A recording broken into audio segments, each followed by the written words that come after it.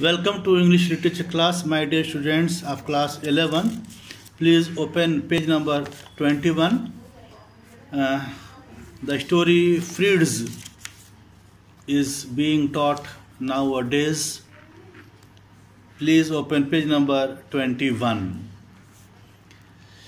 Start from the beginning. If a doll had been buried somewhere 30 years ago, and if one knew the exact spot, it might be possible to dig the ground there.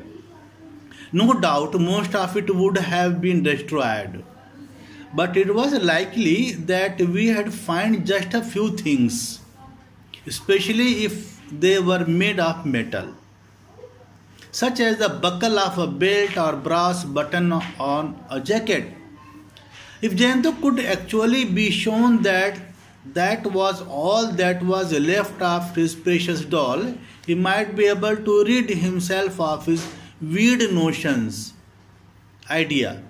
Otherwise, he would have strange dreams every night and talk of Fritz walking on his chest. If this kind of thing was allowed to continue, he might go totally mad. Shankar was restless. He found himself restless as his friend Jayanto was restless. He was thinking so many ideas to remove the idea of the doll or Fritz from Jayanto's mind. He wants to collect some items which he could show to Jayanto. Jayanto seemed to like my ideas at first, but after a little while he said, "Who will do the digging? Where will you find a spade to dig the ground?" I laughed. "Since there is a garden, there is bound to be a gardener, and that would mean there's a spade. If we offered him a little tip, I have no doubt that he would have no objection to digging up a bit of the ground near the trunk of a tree at the far end of the lawn. Some money will be given and he will be easily ready to dig up the ground, the gardener." Jayanto did not accept the idea immediately, nor did I say anything further. He went and had his bath after a little bit of persuasion. Agreed to accept persuasion. At lunch, he ate nothing except a couple of chapatis with meat curry, although I knew he was quite fond of his food. He liked such type of lunch, chapatis with meat curry. After lunch, we went and sat in the cane chairs on the veranda that overlooked the garden, in front of the garden. There appeared to be no one else in the circuit house. That was entirely empty. There was something eerie, fearful, spooky, strange about the silence that afternoon. It was very strange. There was something fearful, strange in the silence of the afternoon. All we could hear was the noise made by a few monkeys sitting on the gulmohar tree across the cobbled path, stony path. Around 3 p.m., we saw a man come into the garden carrying a watering can. He was an old man. His hair, mustaches, and sideburns all were white. Sideburns like this, sideburn. All were white. "Will you ask him or should I?" At this question from Jayanto, I raised a reassuring hand and went straight to the gardener. After I had spoken to him, he looked at me rather suspiciously. suspiciously. He was suspicious about what I said. Clearly, no one had ever made such a request, like digging a ground. Why, Babu? He asked. I laid a friendly hand on his shoulder and said, Don't worry about the reason. I'll give you 5 rupees. Please do as you are told. He relented, mild and tender, compassion, going so far as to give me a salute accompanied by a broad grin.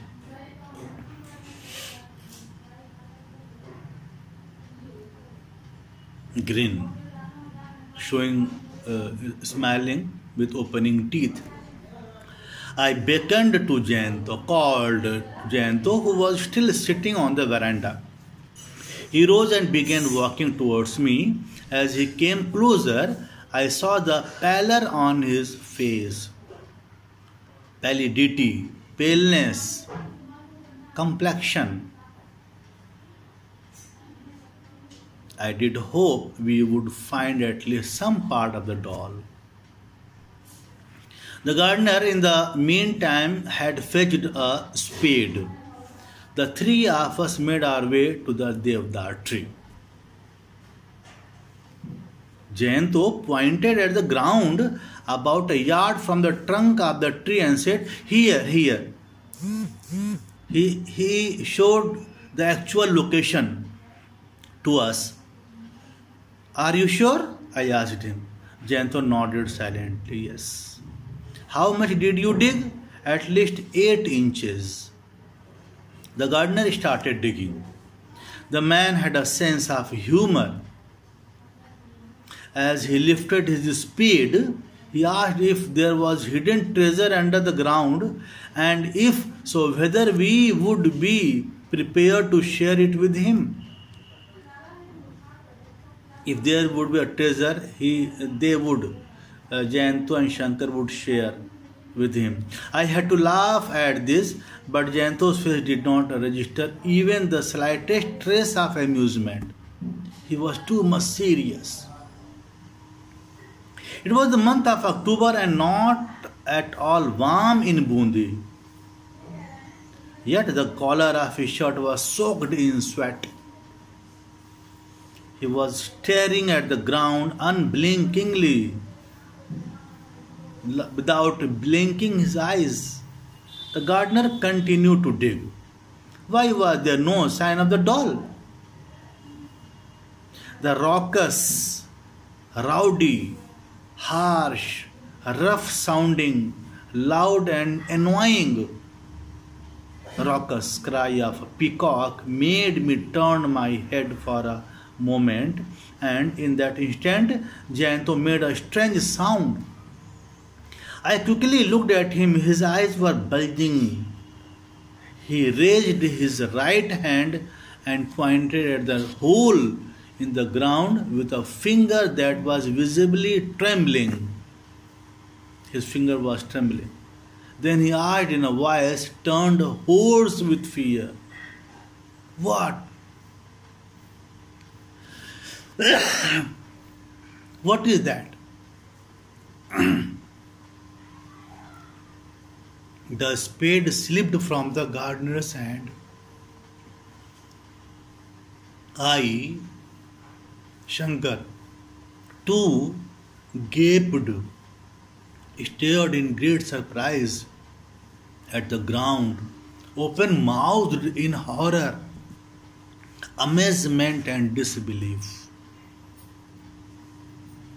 There lay at our feet, covered in dust, lying flat on its back, a 12-inch long, pure white, perfect little human skeleton.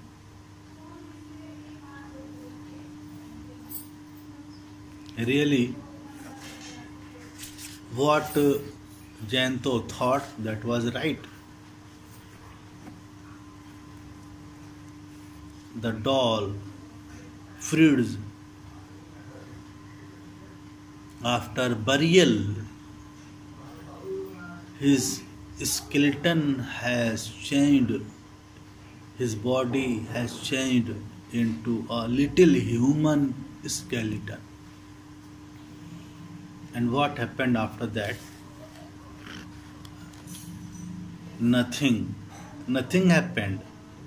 All the secret is open now.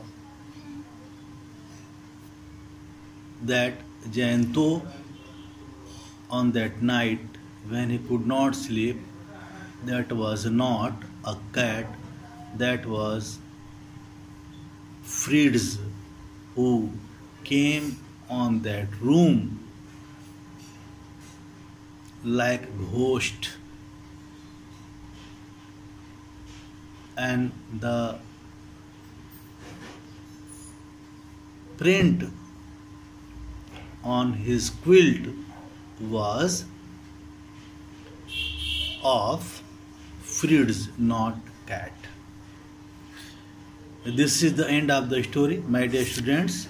We will study the next story or poem in the next video. Thank you so much.